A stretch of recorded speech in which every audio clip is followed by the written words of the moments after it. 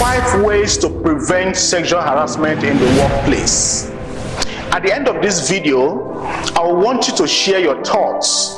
So I'll be asking you questions bordering on the subject matter. So stay tuned. My name is Moses Iheanacho, and this is the Boardroom. Please go ahead and subscribe, like, and share this video. The Boardroom, where ideas come through. The Boardroom, power your idea. I would like to start by distinguishing the different kinds of sexual misconducts. But before then, let me say that there are 3 forms of sexual harassment. The first one is verbal sexual harassment. And this could be when you are telling sexual jokes. It could be when you are commenting on person's appearance, or even when you are speaking in a sexual tone. There's also a non-verbal sexual harassment.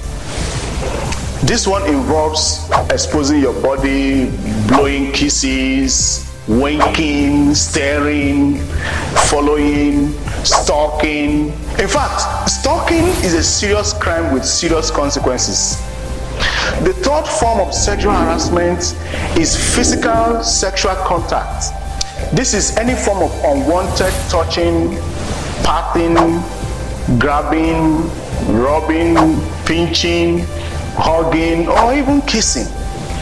Let me also state that sexual harassment is not sexual assault. Sexual assault is much more specific.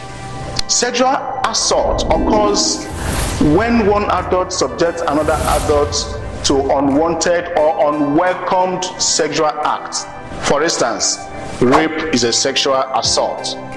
Sexual assault is also different from sexual abuse.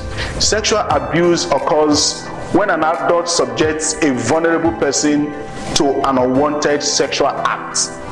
I'm talking about people who cannot give their informed consent to engage in the act, like children, the elderly, and people who are mentally incapacitated.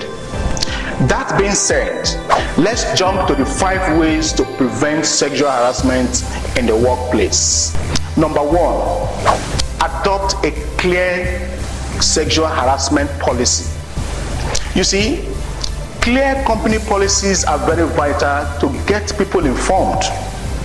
These policies set forth what is acceptable and what is not acceptable behavior across all levels of your organization. Now, because sexual harassment can include subtle actions, as well as overt behaviors, it is important to outline and educate team members about the range of inappropriate comments and actions. And then you make sure you emphasize on the consequences of such acts. The second way you can prevent sexual harassment in the workplace is to ensure easy access to communication channels. Some employees may be facing harassment from their direct supervisors, which will make it difficult for them to report inappropriate behavior. And that is if you do not have access to different communication channels. Talk about email, online messaging platforms, employee apps, just to mention a few. Ideally, you should have more than one option for them to reach out, and always make sure employees can directly communicate with your human resources department. Number 3, train managers on their responsibility to prevent sexual harassment. You have to understand that preventing sexual harassment in the workplace is not an event. It is a process. It doesn't just happen. So make sure you have ongoing efforts in place to provide employees with the information they need to ensure their behavior is overboard, and skills to intervene or report problems and issues they observe. Number 4 ways to prevent sexual harassment in the workplace is to watch for retaliatory red flags. What do I mean? People would want to get at anyone who reports them. And it's obvious that the way most companies handle this issue is not just working. Victims feel they can't report incidents for fear of retaliation. The HR feels obligated to protect the company. And so the problem persists. Yet business executives claim they have zero tolerance for sexual harassment, but make very big exemptions for high-value staff. And the story plays over and over again. If your organization is in this rut, it's time for a culture shift. Have an open dialogue and a true open door policy. Number 5, handle complaints and investigations in a fair and respectful manner. Sexual harassment at the job is common, but it is rarely reported. I must say that it doesn't help the company when the HR makes it difficult for people to forward to complain, or when you bury complaints. It is also not helpful to ignore retaliation, or you allow bad behavior of high-value employees because you don't want to lose them. That's not right. You also want to know about these incidents early enough so you can resolve them swiftly. The HR should listen, they should understand the situation from each person's perspective, and even say, I'm sorry you had this experience.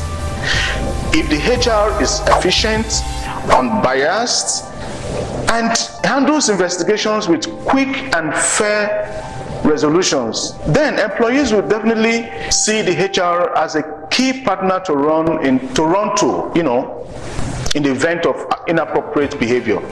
So build that trust with your employees through your words and actions. Let them know that they can come to you for help, regardless of who they are or how minor the incident is. Take quick and always take every single complaint seriously.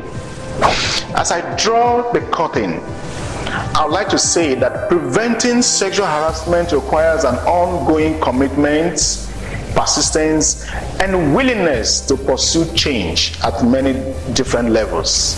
Let's collectively make our workplaces sexual harassment free. Now, this is the question for today's episode. What is the difference between sexual harassment and sexual assault? What is the difference between sexual harassment and sexual assault? My parting message to the world is a quote by Gretchen Carlson, an American broadcast journalist, author, and television personality. And she says, we need to stand together with all the victims of sexual harassment and make sure they are not silenced. Many thanks for watching. Please don't forget to subscribe, share, and drop your answer at the comment section. I'm Moses Iheanacho. Bye for now. The Boardroom, where ideas come through. The Boardroom.